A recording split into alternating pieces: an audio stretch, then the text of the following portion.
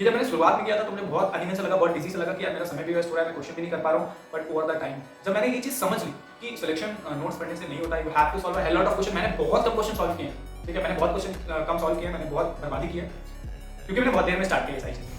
तो the only take away of this video is कि throughout my schooling मेरे साथ एक बहुत बड़ी प्रॉब्लम ये रही है कि मैं जो भी पढ़ता हूँ मैं भूल जाता हूँ। द थिंग इज दैट कि जैसे मैंने कोई भी चैप्टर पढ़ा, जेई जर्नी में भी मेरे, एंड मैं क्लास 11 में था, क्लास 10 में था, क्लास 9 में था, तो सिंस वहाँ पर सिलेबस इजी होता है तो मेरा काम हो जाता था। बट मेरे साथ एक ये बहुत बड़ी दिक्कत आती थी कि मैं जब भी कोई चीज पढ़ रहा हूँ उस समय मुझे बहुत अच्छा लग रहा है, क्वेश्चन हो रहे हैं, ये हो रहा है, वो हो रहा है, बट एक महीने बाद, 2 हफ्ते बाद, 3 हफ्ते बाद मेरा स्कूल का एग्जाम है या मंथली एग्जाम है या वीकली टेस्ट है, जो भी है उसके लिए मुझे पढ़ना होता, तो मैं पुराना मैं सब भूल गया। ठीक है, मुझे स्क्रैच से पूरा फिर से पढ़ना पड़ रहा है। आई डोंट नो मेरे साथ क्यों होता था, बट जैसे मैं कुछ भूल गया तो फिर मैं क्या करता था कि सिंस वीकली टेस्ट है तो मैं पूरा फिर से रिवीजन करता था। रिवीजन में मैं क्या करता था, क्वेश्चन वगैरह नहीं सॉल्व करने मुझे, मैं अपने जो भी नोट्स या जो भी मैंने कॉपी में लिखा है वो मैं बैठ जाता था एंड अगले 2 घंटे तक 1 चैप्टर, 2 चैप्टर, 3 चैप्टर ऐसे करके पेज पलट रहा हूँ एंड पढ़ रहा हूँ।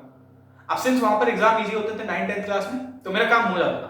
बट एज सून एज मैं क्लास 11th में आया, क्लास 12th में आया, मुझे दिक्कत आने लगी। मैं कोचिंग में पेपर देता था अपने, है ना, मॉक टेस्ट वगैरह दे रहा हूँ या और भी चीजें हो रही है तो बहुत सारी बिगड़ने लगी। क्या चीजें बिगड़ने लगी, मैं एग्जाम में जा रहा हूँ, मैंने रिवीजन भी करके गया हूँ, बट फिर भी मुझसे क्वेश्चन नहीं हो रहे। मुझे पता है फोर्स का फॉर्मूला ये है, इसमें ये कॉन्सेप्ट है, वी स्टोन ब्रिज ये होता है ना, बहुत सारी चीजें पता है, बट क्वेश्चन हो नहीं रहे। मैथ्स में एनपीआर, एनसीआर, प्रोबेबिलिटी सारी चीजें पढ़ के आ रहा था, बट मुझसे क्वेश्चन नहीं होते थे। रिवीजन भी करके जा रहा हूँ पहले। अब ये सब चीजें होती गई, ठीक है। फिर मैंने एक बार अपने स्कूल टीचर से इसके बारे में बात की कि सर मैं बहुत मेहनत करता हूँ, मैं सारी चीजें पढ़ता हूँ, जब आप पढ़ा रहे होते हो या जब मैं कोचिंग में पढ़ रहा हूँ या जब मैं रिवीजन कर रहा हूँ तो मुझे सारी चीजें आ रही है, बट आफ्टर सर्टेन टाइम जैसे 2 हफ्ते बाद, 3 हफ्ते बाद मैं सब भूल जाता हूँ, मतलब मुझे स्क्रैच से पूरा पढ़ना पड़ता है, ठीक है। एंड फिर पढ़ने के बाद भी, रिवाइज करने के बाद भी मेरे क्वेश्चन नहीं होते।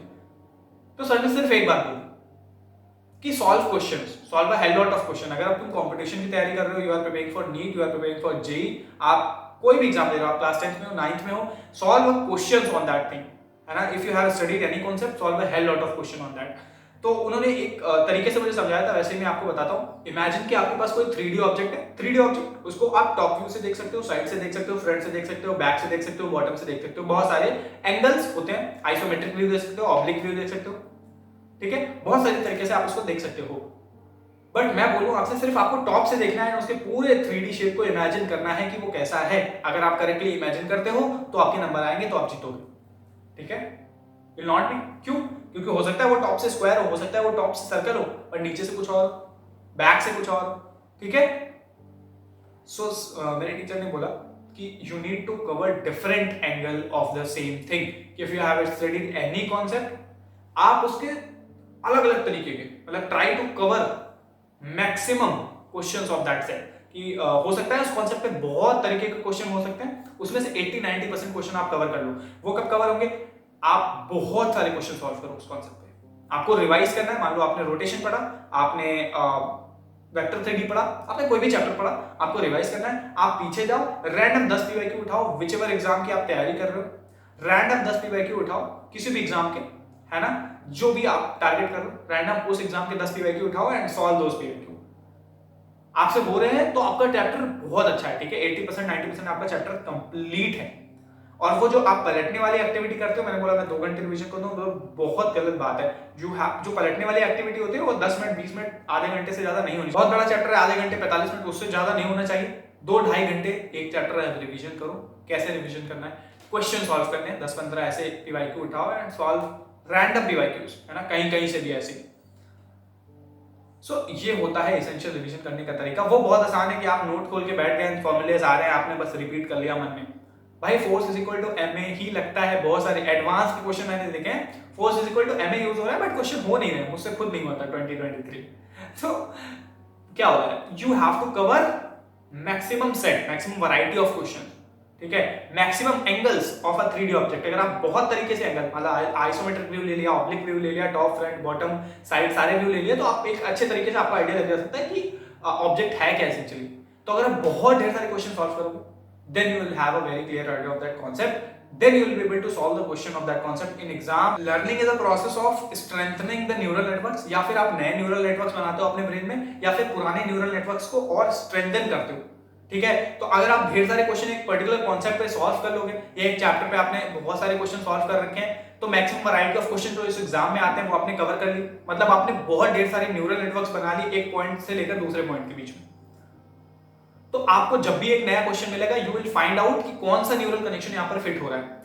अब आप सिर्फ नोट से रिवीजन कर रहे हो, सिर्फ ऐसे ऐसे पलट रहे हो, तो भाई तुम्हारे पास सिर्फ एक कनेक्शन है, ठीक है। तो आप अलग अलग वैरायटी के कनेक्शंस, अलग अलग वैरायटी के एंगल्स नहीं पहचान पाए। ये कहने में चीज थोड़ा सा मैं शायद आपको साउंड अच्छा ना कर रहा हूं कि अरे इसमें तो बहुत मेहनत है, मैं तो ऐसे ही करता हूं, हो जाता है मेरा, बट इसको ट्राई करो, ठीक है। एक चैप्टर पे ट्राई करो, आपका कोई चैप्टर तो अच्छा होगा, विचेवर एग्जाम की आप तैयारी कर रहे हो, आपको कोई चैप्टर नीट का, जेई का, मतलब कोई ऐसा चैप्टर होगा जो आपको बहुत अच्छा लगता है, उसके क्वेश्चन सारे हो जाते हैं, आपको लगता है यार क्या हलवा चैप्टर है। क्यों हलवा लगता है? क्योंकि आपने बहुत सारे कहीं जाने अनजाने में उसके बहुत सारे क्वेश्चन सॉल्व कर रखे हैं, ठीक है। आपके पास सारे एंगल्स उसके आ चुके हैं, आपके पास सारे रास्ते आ चुके हैं। तो जब भी आपने एक नया क्वेश्चन देखते हो, आपके मन में प्री डेवलप एक पैटर्न है, इसको ऐसे अप्रोच करना। सो आपने 10 क्वेश्चन लिए किसी भी रैंडम चैप्टर के एंड यू आर सॉल्विंग, आपसे क्वेश्चन होंगे नहीं क्योंकि आपका चैप्टर कंप्लीट है नहीं। आपने कोई कॉन्सेप्ट, आपने कोई क्वेश्चन देखा वो आपसे नहीं हो रहा है, आपको कॉन्सेप्ट पता चला कि अच्छा ये शायद करंट इलेक्ट्रिसिटी का है, ये शायद इक्विलिब्रियम चैप्टर का है, गए आप, ठीक है, वापस गए, आपने कॉन्सेप्ट देखा, वापस आए, क्वेश्चन किया, हो गया। नहीं हो रहा है मतलब 15 मिनट 20 मिनट नहीं हो रहा है, आप छोड़ दिए, बाकी सारे क्वेश्चन कर लिए। तो जिस हिसाब से आपका स्कोर आएगा, जितने क्वेश्चन आप अटेम्प्ट कर पाओगे, जितने नहीं अटेम्प्ट कर पाओगे, उससे आपको बिल्कुल। ये जब मैंने शुरुआत में किया था तो मुझे बहुत अनिमन से लगा, बहुत डिजी से लगा कि यार मेरा समय भी वेस्ट हो रहा है, मैं क्वेश्चन भी नहीं कर पा रहा हूँ। बट ओवर द टाइम जब मैंने ये चीज समझ ली कि सिलेक्शन नोट्स पढ़ने से नहीं होता है, you have to solve a hell lot of question. मैंने बहुत कम क्वेश्चन सॉल्व किए हैं, ठीक है, मैंने बहुत क्वेश्चन कम सॉल्व किए हैं, मैंने बहुत बर्बादी की है क्योंकि मैंने बहुत देर में स्टार्ट किया ये सारी चीजें। तो the only take away of this video is कि you have to solve questions, है ना, उसी से होगा और कुछ नहीं हो सकता। If you have further doubts and queries you can always comment in comment section, I try my best to answer all of them. या फिर जो बहुत ज्यादा आस्क चीज होगी उस पर मैं एक वीडियो बना लूंगा, ठीक है। फिर मिलते हैं, तब तक के लिए।